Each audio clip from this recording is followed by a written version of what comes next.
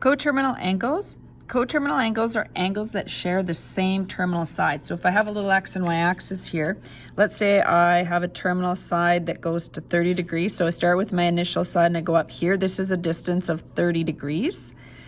If I started up the initial side again, I could do one full revolution and wrap around and go back up to that terminal side. So I've gone a distance of 360 plus 30. So I've gone a distance of 390 degrees. That would mean that I would have, those would be considered coterminal angles.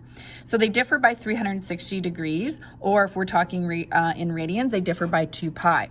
So to find coterminal angles of a given angle, you're going to add or subtract 360 or 2 pi. I could have subtracted because 30 minus 360, I could have went and said this direct distance here was a distance of negative 330 as well. So we'll use example 1 to examine that further.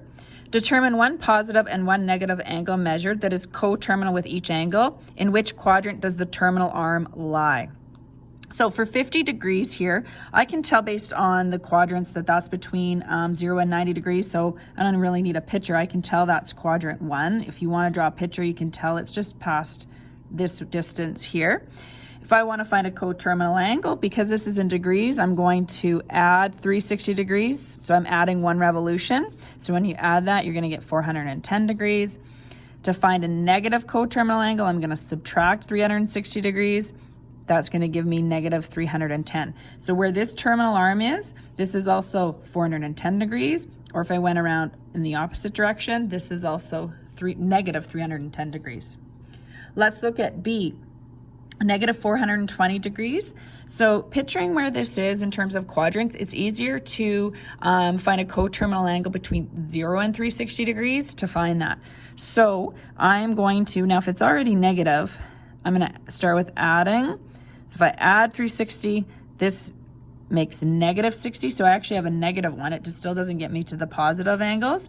So at that point, I can even picture negative 60 is down here, not all the way to negative 90. So this would be negative 60 degrees. So the quadrant 4 would be what quadrant this angle lies in. If I want to find a positive one, I need to take negative 60, which is the equivalent terminal side as where 420 would be. I would add 360 degrees, and this would equal positive 300 degrees. So 300 degrees would also be going around this way, would still get me to quadrant 4.